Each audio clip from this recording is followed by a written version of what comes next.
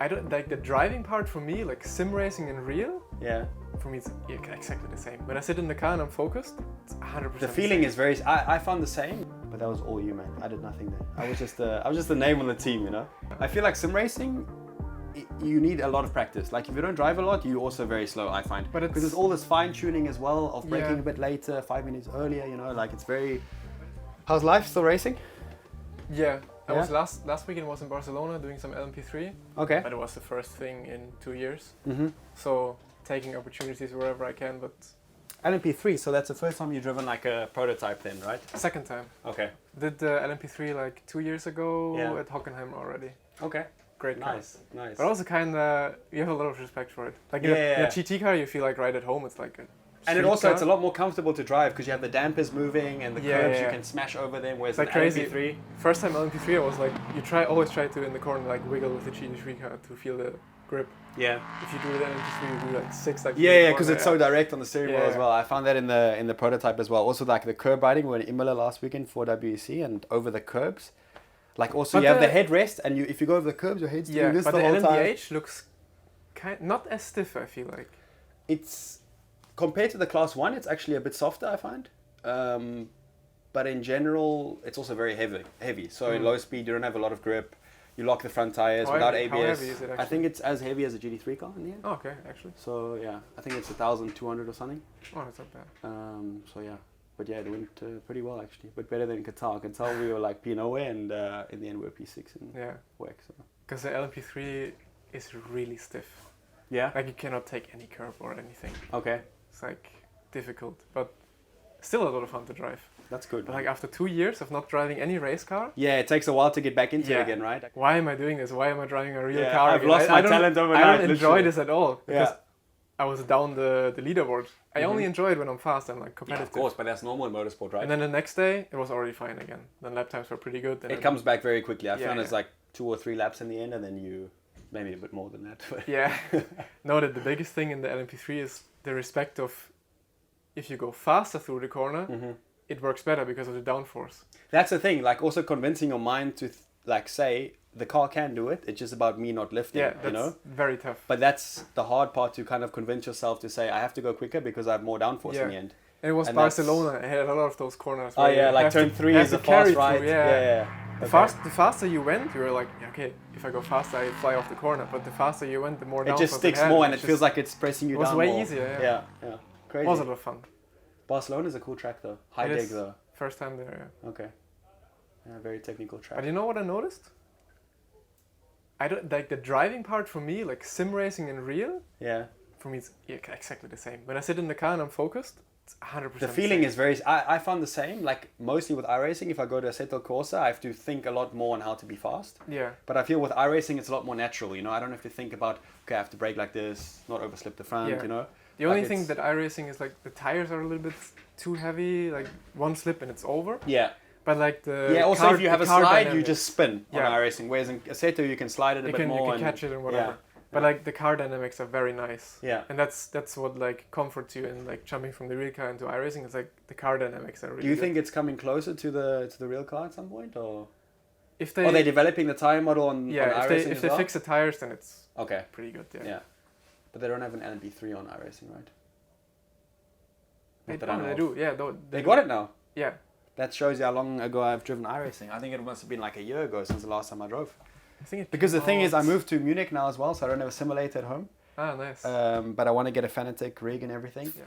But you haven't done any sim racing since DTM Esports? When was the last time we did? Yeah, the Esports. DTM Esports was you and my team, right? Yeah. And I think we won, didn't we? That's why I even got the drive in DTM Trophy. Ah, yeah, true. Because you scored enough points for me. Was it me? I don't know. No, you did the race, and I think you won the race, and we scored enough points to then to also win the team championship in the end. Well, yeah, exactly. Yeah. But that was all you, man. I did nothing there. I was just the name on the team, you know. You were at least the best real life driver there. That's true. Yeah. I think compared to you guys, I was like 2 seconds off on that day. Yeah, but you also didn't practice. Like whenever we were on voice, you came in like, I just got home from this real life race. Yeah.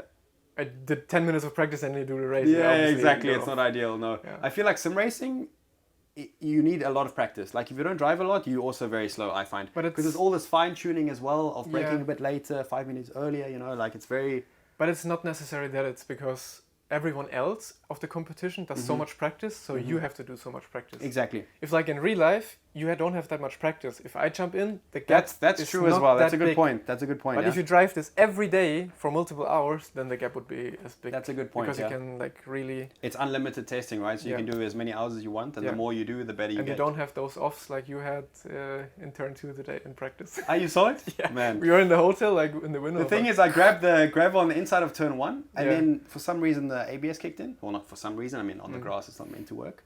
And my pedal went stiff, and I tried to turn right, and I just fired it straight off. But I think so many people went off there today. It was like a lot of people offline. It's very slippery. So the grip buildup is very wide around the corner. But if you go a little bit off, you put one wheel off, you're obviously in the gravel, and that's what happens. I saw a lot of people like literally going to the white line. Yeah. On the. Yeah, you have to also to make the corner because like the traction is super bad here. So you want to make the corner exit straight as well.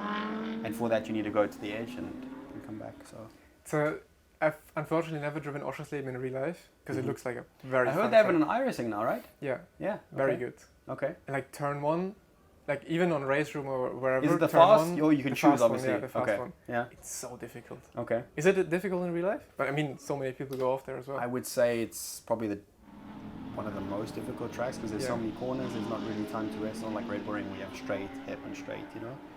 So from that sense. It's hard, but it also doesn't suit our car, right? We have a very big car with a long wheelbase, so for the tight, narrow corners, it doesn't really work. More power, like power especially. Exactly, yeah. There's no straights to put the power down either, so we're wheel spinning a lot. And I think for an Audi or a Lambo or even the Mercs are fast, but the Porsche is probably best suited to this track. Probably, yeah. In the sim, the same. Yeah. Porsches are insane on Oschersleben. Because you just want to dump the throttle, get out the corner, and then you have the next corner ready. So. Yeah. But we're feeling good. We had a good practice 1. I was P2 in the end with new tires, and then in FP2 I was meant to put new tires at the end, but then the setup change took too long, so we couldn't put new tires, which in a way is not a bad thing because I mean I felt good on the first tire. If I put the second tire and the setup wasn't right. Don't show too much pace now in practice. Exactly, that's the thing. You know, normally I'm good in practice. Do you still have BOP changes after every session possible? Only after Saturday, I believe. Okay. So it's getting a bit better. Well, that's good at least. Yeah. So yeah, let's see if we can keep our power for Hockenheim at least, but I think Oschersleben will be a bit more tough. Should be good. Yeah.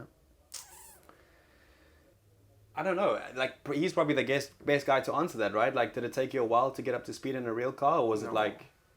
Like back when I did my first test for DTM Trophy, I was instantly like second. And you've never driven no. I never did karting.